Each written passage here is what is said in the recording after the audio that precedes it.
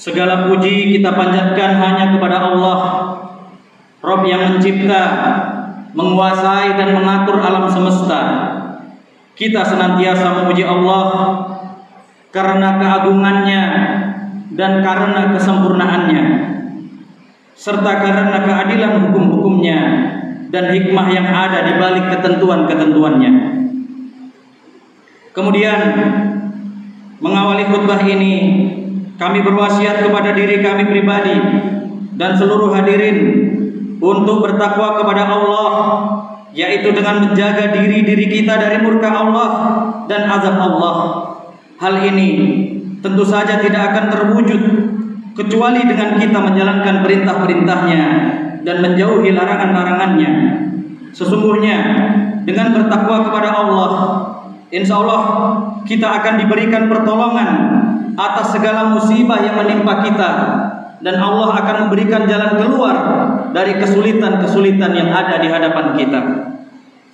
Jamaah Jumat rahimakumullah, siapapun yang membaca sejarah kehidupan Nabi Muhammad sallallahu alaihi wasallam dan para sahabat beliau, niscaya akan dengan mudah menemukan bahwa kesederhanaanlah yang mendominasi kehidupan mereka semua, bukan kemewahan.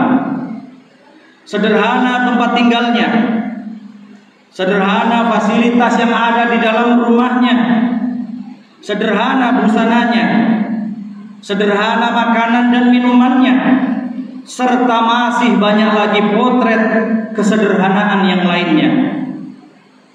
Kesederhanaan tempat tinggalnya bisa dilihat dari ukuran rumah Rasulullah Sallallahu Alaihi Wasallam.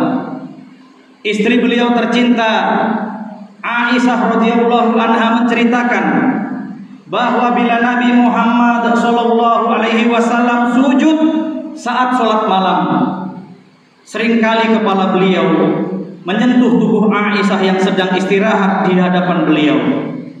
Itulah gambaran luas kamar Nabi kita Muhammad Sallallahu Alaihi Wasallam. Al-Hasan Al-Basri rahimahullah, seorang tabi'in yang setelah wafatnya Rasulullah Sallallahu Alaihi Wasallam, beliau pernah memasuki rumah Nabi lalu mengukur tinggi atap rumah beliau. Ternyata atap rumah Nabi terjangkau oleh tangan beliau, yaitu Al-Hasan Al-Basri. Rumah Nabi hanya berlantaikan pasir, dan beliau biasa tidur beralaskan tikar atau kasur yang berisikan sabut dari batang kurma. Adapun para sahabat beliau, tidak sedikit di antara mereka yang sama sekali tidak punya rumah. Dalam kesehariannya, para sahabat itu biasa menginap di Masjid Nabawi. Itu kesederhanaan tempat tinggal. Adapun kesederhanaan busana bisa kita lihat dari fakta bahwa Nabi Muhammad Sallallahu Alaihi Wasallam seringkali beliau menambal bajunya yang robek dan mengesol sandalnya yang putus. Bahkan ada di antara para sahabat yang hanya memiliki satu helai pakaian saja, sehingga dalam seminggu ada satu hari di mana dia tidak bisa keluar rumah, berhubung tidak ada kain yang bisa digunakan untuk menutupi auratnya. Karena di hari itu beliau mencuci pakaian satu-satunya yang beliau miliki. Itu kesederhanaan busana. Kesederhanaan makanan dan minuman bisa dilihat dari kenyataan bahwa pernah dapur rumah Nabi Muhammad Sallallahu Alaihi Wasallam, manusia yang paling mulia di muka bumi, pernah tidak ngebul selama 3 purnama berturut-turut, sebab memang tidak ada bahan makanan untuk dimasak. Sehingga selama berbulan-bulan itu beliau dan keluarganya hanya mengkonsumsi kurma dan air putih saja.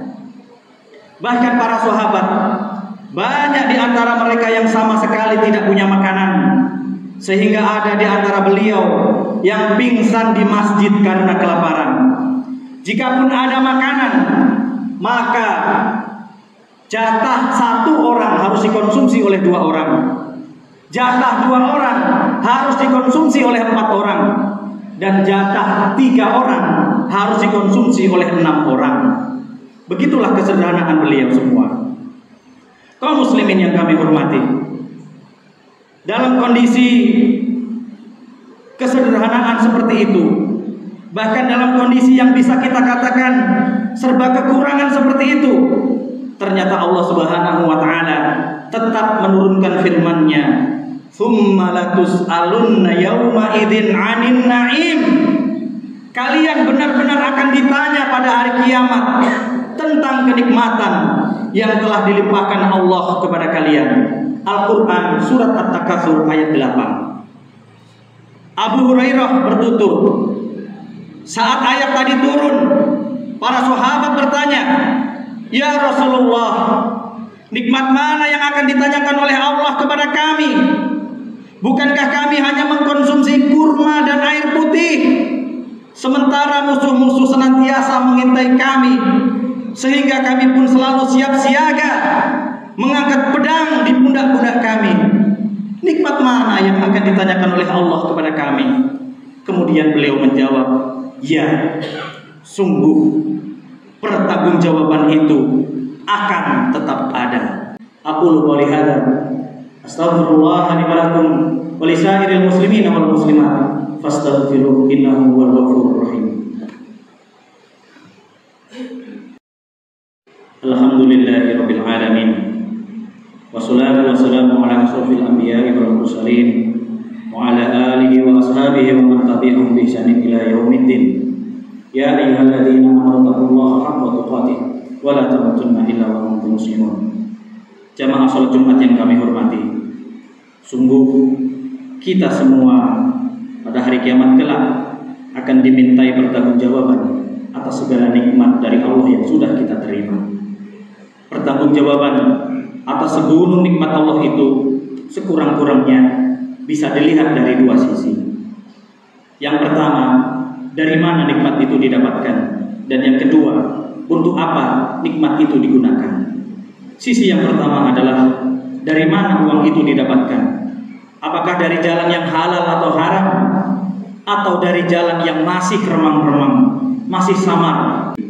Sisi yang kedua adalah setelah uang itu didapatkan, digunakan untuk apa? Digunakan di jalan yang diridhoi Allah, atau kita gunakan di jalan yang dibenci oleh Allah. Uang tersebut digunakan untuk melengkapi rumah dengan berbagai fasilitas yang mendukung para penghuninya untuk lebih tekun beribadah kepada Allah, atau justru digunakan untuk membeli fasilitas-fasilitas yang membuat penghuninya sibuk bermaksiat kepada Allah. Semoga ini menjadi renungan bagi kita semua.